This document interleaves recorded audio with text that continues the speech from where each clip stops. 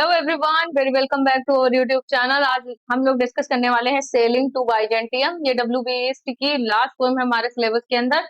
और ये जो है लिखा है इन्होंने था जब ईस्ट जो है बूढ़े हो रहे थे, तो 1927 का टाइम पीरियड है तब इन्होंने इसको लिखा था। तो रिटन डेट है ये। और ये जो बाइजेंटियम है ये सिंबल किस चीज का है? Symbol of timeless art. Timeless art, जैसे बाइजेंटियम फॉल ऑफ कॉन्स्टेंटिनोपल हुआ था तो वहां पे बाइजेंटियम के जो लोग थे तो वो वहां से आर्ट्स वगैरह लेके निकले थे, तो वहीं से सिंबल ऑफ आर्ट्स बोला जाता है इसको। तो चलिए डिस्कस करेंगे। 4 पार्ट्स में पोएम होने वाली है, तो फर्स्ट पार्ट को देखेंगे line by line. Okay. That is no country for old man. यहाँ पे हाँ, that is no country for old man, the young in one others arm, birds in the trees.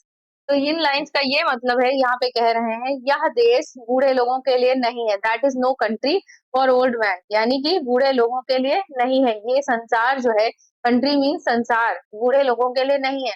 The young in one others arm, यहाँ पे जो young लोग हैं वो एक दूसरे की बाहों में बाहें डालकर झूम रहे हैं और पेड़ों पर पक्षी गा रहे हैं। Birds in the trees, those dying generation, ये जो मरने वाली पीढ़ियां हैं, ये सब मरने वाली मरती हुई पीढ़ियां हैं जो एट देयर सॉन्ग, जो जीवन के गीत गा रही हैं। The salmon falls, the salmon falls मतलब सालमन मछली जो होती है वो, उसके बारे में कह रहे हैं। The salmon falls, the mackerel crowded seas, तो सालमन मछली की झरने जैसी छलांग, समुद्र में भरी हुई मैकरल मछलियां, ये सब यहाँ पे सिंबल दिख रहे हैं। फिश फ्लैश और fall comment all summer long, whenever is begotten born and dies। तो इन सब का मतलब ये है, जो फिश यानी कि जो मछलियां हैं, फ्लैश जो होते हैं पशु, और पक्षी, और फॉल मतलब पक्षी, कमेंट ऑल समर लॉन्ग, तो ये सारे ग्रीष्म काल में, समर्स लॉन्ग मतलब ग्रीष्म काल में, जीवन और उसकी उत्पत्ति, जब जीवन होता है उसकी उत्पत्ति जब होती है, जन्म और मृत्यु का जो चक्र है, whatever is begotten born and dies, ये सब एक मृत्यु का, जन्म और मृत्यु का जो चक्र होता है उस प्रक्रिया का ये लोग उत्सव मना रहे हैं। Caught in the sensual music, caught in that sensual music, all neglect monument of unaging intellect। तो ये कह रहे हैं ये सब अपनी मतलब जो एक इंद्रिय सुख होते हैं, सिर्फ फिजिकल और मटेरियलिस्टिक सुख के पीछे, और उस तरीके के संगीत, सेंसुअल म्यूजिक यानी मटेरियलिस्टिक और फिजिकल डिजायर के पीछे भाग रहे हैं, और नेग्लेक्ट कर रहे हैं किसका? जो इंटेलेक्ट है, यानी कि जो महान कार्य है उनको नजरअंदाज कर रहे हैं, उनको नजरअंदाज कर रहे हैं। तो बेसिकली जो इस वाले पार्ट में, फर्स्ट पार्ट में ये कह रहे हैं कि ये जो संसार है इसमें लोग जो यंग एज का आनंद ले रहे हैं, शारीरिक इच्छाओं के पीछे भाग रहे हैं, और जो जीवन का असली में सत्य है वो नहीं पहचान रहे हैं और इसी में उलझे हुए हैं। वे जो है वो ज्ञान का जो इंटेलेक्ट की ग्रेटनेस है उसको भुला दे रहे हैं, यानी जो महान कार्य लोग करके गए हैं उनको भुला दे रहे हैं और आपस में सिर्फ अपने यंग एज को एंजॉय कर रहे हैं। नेक्स्ट देखिएगा। An aged man, an aged man is but a paltry thing, a tattered coat upon a stick। तो इस लाइन का ये मतलब है, यहाँ से यहाँ तक देखिएगा। इनका कहना है कि एक बूढ़ा आदमी कुछ भी नहीं रह जाता। एक जब इंसान बूढ़ा हो जाता है तो वो कुछ भी नहीं रह जाता, क्योंकि वो पावर भी उसके पास कम होती है और वो सही से लोगों से कम्युनिकेट नहीं कर सकता। तो ये कह रहे हैं कि एक बूढ़ा आदमी कुछ भी नहीं रह जाता, बस एक फटे हुए कपड़े जैसा जो किसी लकड़ी पर लटका हुआ है। Paltry thing tattered coat upon a stick, यानी कि एक लकड़ी पर लटक रहा हो ऐसा फटा हुआ कपड़े जैसा हो जाता है एक बूढ़ा आदमी। उसके बाद देखेंगे, unless soul clap its hands and louder sing for every फैटो इन इट्स मॉर्टल ड्रेस। तो इस लाइन का ये मतलब है, यहाँ से देखिएगा, अनलेस, और यहाँ से अनलेस सोल क्लैप, यानी कि लेकिन अगर आत्मा ताली बजाकर गाए। देखिए, अनलेस सोल क्लैप यानी कि अगर जो आत्मा है हमारी क्लैप मतलब उत्सव अगर मनाए, ये कह रहे हैं। अगर उत्सव मनाकर गाए और अपने नश्वर शरीर के हर फटेपन के बावजूद, यानी हमारे शरीर में चाहे जितना भी कमी हो, उसके बावजूद ऊँचा गाए, फिर भी ऊँचा गाए, लाउडर सिंग। देखिए अनलेस सोल क्लैप, लेकिन जब हमारे अंदर की आत्मा गाती है, खुश होती है, its hands and sing and louder sing, चाहे वो भले ही फटे हुए कोट की तरह हो, लेकिन फिर भी उसे ऊंचा गाना चाहिए, ऐसा कह रहे हैं। तो जीवन सार्थक हो सकता है, तो जीवन सार्थक हो सकता है। Nor is there singing school but studying monument of its own magnificence. तो ये कह रहे हैं, और आत्मा का असली गायन विद्यालय केवल उन महान कृतियों का अध्ययन है जो मानव की आत्मिक भव्यता को प्रकट करती है। यानी nor is there singing school, यहाँ पर मतलब कोई असली, नॉर इज देयर सिंगिंग, कोई सिंगिंग स्कूल नहीं है, कोई गायन विद्यालय नहीं है। इन चीजों का हम अनुभव कर सकते हैं जो इंसान की आत्मिक ऐसी कृतियों से, यानी कि ऐसे महान कार्यों से जिनसे मनुष्य के आत्मा की भव्यता पता चले। And therefore I have sailed the seas and come to the holy city of Byzantium. इसलिए वो कह रहे हैं, इसलिए मैं समुद्र पार करके पवित्र नगर बाइजेंटियम आ गया हूँ। And therefore I have sailed, यानी कि समुद्र पार करके मैं होली सिटी बाइजेंटियम आ गया हूँ, ये सब देखने के लिए, यानी उन महान कृतियों को देखने के लिए मैं आ गया हूँ होली सिटी बाइजेंटियम। समझ में आई बात? तो इन सारी लाइंस का भावार्थ ये था, यानी कि मतलब ये था कि कभी ये मानते हैं कि बुढ़ापा जो होता है वो निरर्थक होता है, उसका कोई अर्थ नहीं होता। अगर उसकी आत्मा जो है वो अच्छी तरीके से खुश है, तो बुढ़ापा का कोई मतलब नहीं है। आत्मा की जो शिक्षा होती है और उसकी जो अमरता होती है, वो बहुत ही आत्मिक है, और उसको जागृत रखने के लिए ही वो बाइजेंटियम की तरफ जा रहे हैं कि वो वहां पर और ज्यादा खुश रह सके। तो थर्ड देखिएगा पार्ट में क्या होता है, O sages standing in God's holy fire as in the gold mosaic of walls.